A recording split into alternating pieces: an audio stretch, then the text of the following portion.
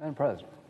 Senator from South Carolina. Thank you. I have a different approach that will get to the same result, but to my colleagues here, we're playing the Medicare card in a very dangerous fashion. Senator Hawley said it pretty well. Medicare is something people depend upon, and all of us understand the need to keep Medicare solvent. We need to reform it to save it. But this idea puts all of us in a box, and I don't appreciate it. And I won't forget it. Now, this is a problem on our side. You don't even have to listen, Senator Wyden. For 4 months, we've been saying as a party, our Democratic colleagues are spending all this money by themselves through reconciliation. They should choose that path to raise the debt ceiling. Because what are we talking about? A $1.9 trillion spending bill without one Republican vote through reconciliation. We have pending next week another reconciliation proposal that scores at $1.7 trillion if you assume every program goes away in a year. I'll be in the NBA before that assumption. I don't like my chances. Ronald Reagan said the closest thing to immortality on earth is a government program. So they've written the bill for the 17 big spending items to expire within 1, 2, or 3 years, and not one of them want them to expire. So the whole bill's a fraud, and Congressional Budget Office is going to give to me Friday what the bill would cost if the sunset clauses actually went away, didn't go away. What would it cost if the program survived, which it will? And I anticipate, Senator Kennedy, it will be at least twice what we're talking about. The effect on the debt is $367 billion only because they limited the programs to last for a year or two rather than the 10 years they're actually going to last. So the deficit's going to go from $367 billion to probably close to $2 trillion. We're going to expose that Friday. They're playing a game. They're creating gimmicks, and Senator Manchin, to his credit, said, I believe Build Back Better is full of gimmicks. We'll know Friday exactly what the bill would look like without gimmicks. This is the ultimate gimmick. If you'd have told me 4 months ago, how does this movie end? I will be reading in the paper about a rules change to the Senate made by the House, where I've got to pick between Medicare and abandoning what I said I would do for 4 months. This is a deal that led to Donald Trump. If you wonder why there's a Donald Trump, it's moments like this, where everybody starts down a road that makes perfect sense, you panic, and you throw everybody over. They would raise the debt ceiling through reconciliation because they should. And we want to do it that way to deter spending in the future. We want to make it harder to use reconciliation to spend more money than World War II cost. If you look at the cost of World War II in present dollars, it was $4.7 trillion. When you look at all the money we spend and going to spend, it's going to be $5.4 trillion. Literally, we spent more money in the last year and a half than we did to win World War II. I think they should raise the debt ceiling, Senator Kennedy, through the process they used to spend the money. That made perfect sense to me as a Republican. That's why I said it for 4 months. Now, all of us on our side have a moment of reckoning here. I don't want to default, and we won't. But I do want to make sure that when Republicans tell their other Republicans and the public at large, you can somewhat count on who we are and what we say. We put that at risk for no good reason.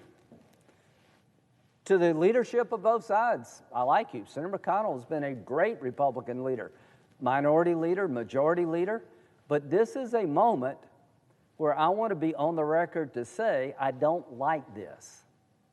What we've done is allow the House of Representatives to change a Senate rule.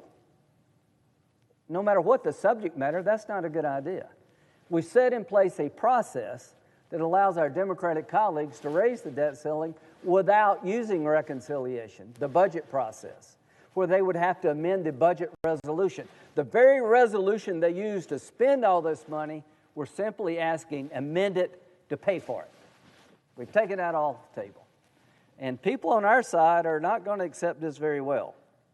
So all I can say is I want to make it clear. When it comes to Medicare, count me in to avoid the cuts. When it comes to raising the debt ceiling, I want it done through a process that will make it harder to spend all this money in the future. And I want to be part of a Republican Party that you can take what we say to the bank on big stuff, stuff that matters. So I have a proposal that when the bill comes over from the House, which is here, that would allow us to vote to prevent Medicare from being cut, but strip out the way you're going to raise the debt ceiling, reject the idea the House can amend a Senate rule to limit minority rights. And that's what we've done here. This is not a good idea to take Medicare and marry it up with anything important, as Senator Hawley said, because there's no end to that game.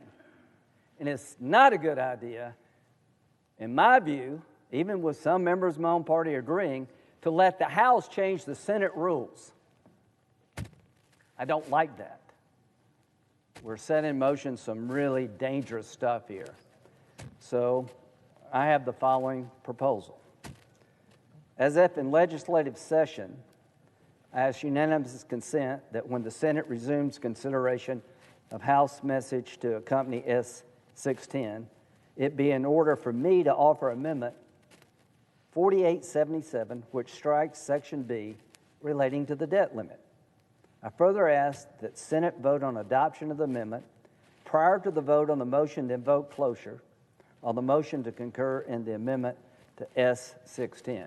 In English, I'm asking for a vote so that we can show the country that we will protect Medicare, but many of us are not going to have our fingerprints on a Washington deal that I think stinks up the place.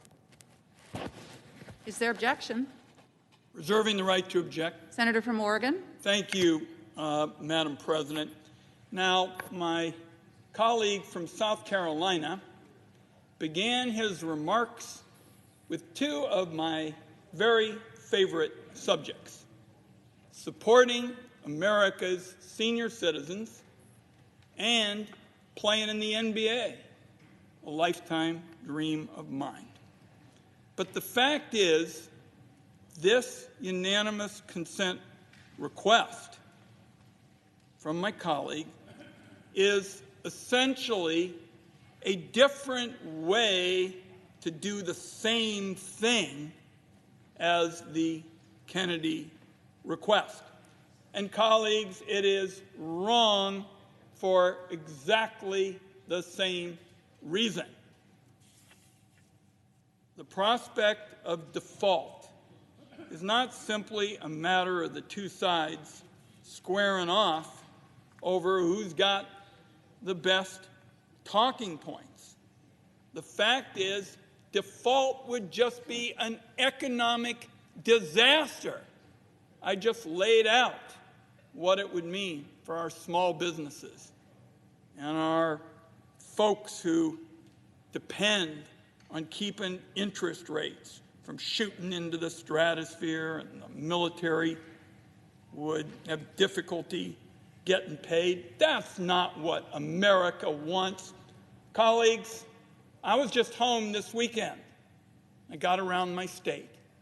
And what people said overwhelmingly is they said, hey, I heard you guys just got together. I say to my friend from South Carolina, and you guys got an agreement on keeping the government open. Heard that wasn't going to happen. And then they said, Ron, what you've always tried to do since those Gray Panther days, and my colleague from South Carolina knows, I always try to be bipartisan. They said, keep it going. Keep going with that bipartisan effort. And now they're listening to a debate about my colleagues trying to bust up an agreement between the the Democratic leader, Senator Schumer, and the Republican leader, Mitch McConnell, to make sure we pay the bills for costs that have been incurred. So, my colleague from South Carolina has asked for consent. I think it'd be a mistake for this country, it'd be a mistake particularly for our country's senior citizens that I've devoted so much time to. And for that reason, Mr. President, I object. The objection is heard. Mr. President, very Senator quickly. from South Carolina. And so why does this matter? It matters a lot about how the Senate works. Every member of this body has the ability to come down the floor and object to a piece of legislation. That makes the Senate different than the House. What we've done here is allow the House to change the Senate rules in a fashion where if you can get 10 Republicans, all of us are dealt out. So that is not a good idea one time, 10 times, or 100 times by either party. Because what it does, it changes the rules of the Senate in a fashion that I feel very uncomfortable with, simply because the House has been able to change the rules of the Senate so that all of us have been basically marginalized.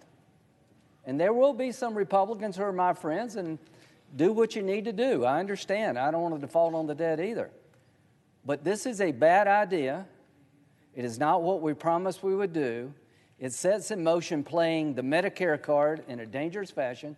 And it sure as hell sets in motion playing with the rules of the Senate in a fashion that I never even thought of until 24 hours ago.